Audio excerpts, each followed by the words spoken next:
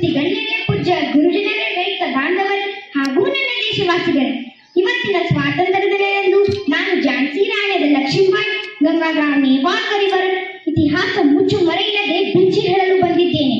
ಎಲ್ಲರೂ ನನ್ನ ಹೇಳಿಕೆ ಶಾಂತಚಿತ್ತದಿಂದ ಆಲಿಸಿದರೆ ಎಂಬ ನಂಬಿಕೆ ನನಗಿದೆ.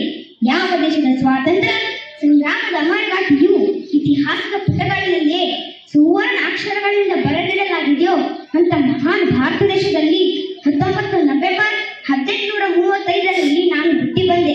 ಬಾಲ್ಯದಲ್ಲಿ ನನ್ನಲ್ಲಿ ಎಲ್ಲಾ ಹುಡುಗಿರಿಗಿಂತಲೂ ಭಿನ್ನ ವರ್ತನೆಗಳಿದ್ದವು. ಧೈರ್ಯ, ಮುಂದಾಳುತನ, ಯುದ್ಧ ಕೌಶಲ್ಯ, ಸಹಕಾರ ಭಾವನೆ, ಗುರುಧರ್ಮ, ದೇವರ ಬಗ್ಗೆ ಆದರ ಅಭಿಮಾನವಿತ್ತು. ಹೀಗಾಗಿ ನನ್ನನ್ನು ಝಾನ್ಸಿಯ ರಾಜನಾದ ಗಂಗಾಧರ ಇವರಿಗೆ ಕೊಟ್ಟು ಮದುವೆ ಮಾಡಲಾಯಿತು. ನನ್ನ ಬೌದ್ಧಿಕ ಕ್ಷಮತೆ, ನನ್ನ ಶಕ್ತಿ ಸಾಮರ್ಥ್ಯ ಅರಿವು ಮಾಡಿಕೊಂಡು ಮಹಾರಾಜರು ಕೂಡ ರಾಜ್ಯ ಕಾರ್ಯಭಾರ ಮಾಡುವಾಗ ನನ್ನೊಂದಿಗೆ ವಿಚಾರ ವಿಮರ್ಶೆ ಮಾಡುತ್ತಿದ್ದರು. ಆಗಿನ ಕಾಲದಲ್ಲಿ ವ್ಯಾಪಾರ ಮಾಡಲು ಬಂದ ಇಂಗ್ಲಿಷರು ನಮ್ಮ ದೇಶದ ಜನರ ಮೃದು ಸ್ವಭಾವದ ಲಾಭ ಪಡೆದು ನಮ್ಮಲ್ಲೇ ಜಗಳ ಹಚ್ಚಿ ದೇಶದ ಹೆಚ್ಚಿನ ಭಾಗವನ್ನು ನುಂಗಿಬಿಟ್ಟಿದರು. ಇಂಥ ಪ್ರಸಂಗದಲ್ಲಿ ನನಗೆ ಹುಟ್ಟಿದ ರಾಜಪುತ್ರನನ್ನು ಮತ್ತು ಮಹಾರಾಜರನ್ನು ನಮ್ಮವರೇ ಇಂಗ್ಲಿಷರು ಮಾತು ಕೇಳಿ ಕೊಂದು ಹಾಕಿದರು. ಬಂಧುಗಳೇ, ಅನಿವಾರ್ಯದಿಂದ ನನ್ನ ರಾಜ ಉಳಿಸಿಕೊಳ್ಳಲು ದಾಮೋದ್ರನು ದತ್ತಕ್ಕೆ ತೆಗೆದುಕೊಂಡೆನು. ಇದು ನೋಡಿ ಇಂಗ್ಲಿಷರು ಝಾನ್ಸಿಯ ಮೇಲೆ ಮುತ್ತಿಗೆ ಹಾಕಿದರು. ಆಗ ನಾನು ಅಂಜದೆ ದತ್ತಪುತ್ರನನ್ನು ಬೆನ್ನಿಗೆ ಕಟ್ಟಿಕೊಂಡು ಕೈಯಲ್ಲಿ ಕಟ್ಟಿ ಧುಮುಕಿಸುತ್ತಾ ನನ್ನ ರಂಗಕ್ಕೆ ಧುಮುಕಿದಾಗ ಬ್ರಿಟಿಷ್ ಅಧಿಕಾರಿಗಳು ಇವರೇನು ಯುದ್ಧ ಮಾಡುತ್ತಾಳೆ ಎಂದು ಹಾಸ್ಯ ಮಾಡಿದರು. ಆಗ ನಾನು ನನ್ನ ಝಾನ್ಸಿ ನಾನು ಕೊಡಲಾರೆ ಎಂದು ಹೇಳುತ್ತಾ ನನ್ನ ಭೂಮಿಯಲ್ಲಿ ನನ್ನ ಚಂಡಿಯಂತೆ ಶತ್ರು ಸೈನಿಕರನುಂಡ ಚಂಡಾಡತೊಡಗಿದೆ. ನನ್ನ ಚಾಮುಂಡಿಯ ಅವತಾರ ಕಂಡು ಇಂಗ್ಲಿಷರು ಗಡಗಡನೆ ನಡಗತೊಡಗಿದರು.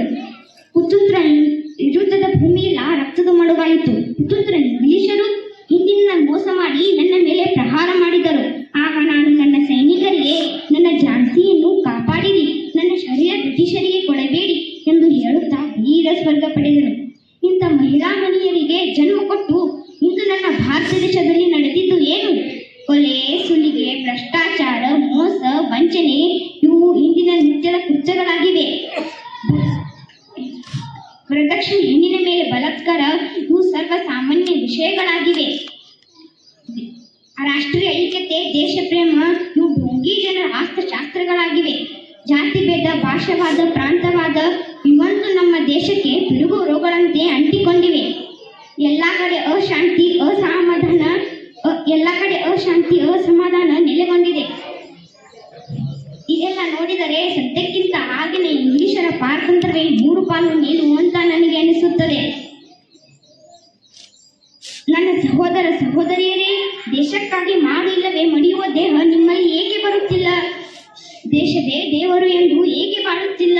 ಪರೋಪಕಾರ ಪುಣ್ಯ ಎಂಬ ಗಾದೆ ಹಚ್ಚ ನೀವು ಏಕೆ ತಿಳಿದುಕೊಂಡಿಲ್ಲ ಎಂಬುದನ್ನು ಅರಿಯಬೇಕಾಗಿದೆ. ಬಂಧುಗಳೇ, ನಾನು ತಾಯಿ ತಂದೆಗೆ ಪ್ರೀತಿಯ ಮಗಳಾಗಿದ್ದೆ, ಗಂಡನಿಗೆ ನೆಚ್ಚಿನ ಮಡದಿಯಾಗಿದ್ದೆ, ಪ್ರಜಾಗಣ ಪಾಲಿನ ದಯ ಬುದ್ಧಿಯಾಗಿದ್ದೆ, ಇಂಗ್ಲಿಷರಿಗೆ ಚಂಡಿ ಚಾಮುಂಡಿಯಾಗಿದ್ದೆ, ಶರಣಂಗತನಾದವರಿಗೆ ಆಶ್ರಯಗಾತಿಯಾಗಿದ್ದೆ, ಬಡ ಬಗ್ಗರ ಪಾಲಿನ ಭಾಗ್ಯ ದೇವತೆಯಾಗಿದ್ದೆ ಎಂಬುದನ್ನು ನಾನು ಹೇಳಲು 15 ಆಗಸ್ಟ್ ದಿನವನ್ನೇ ಕಾಯುತ್ತಿದ್ದೆ.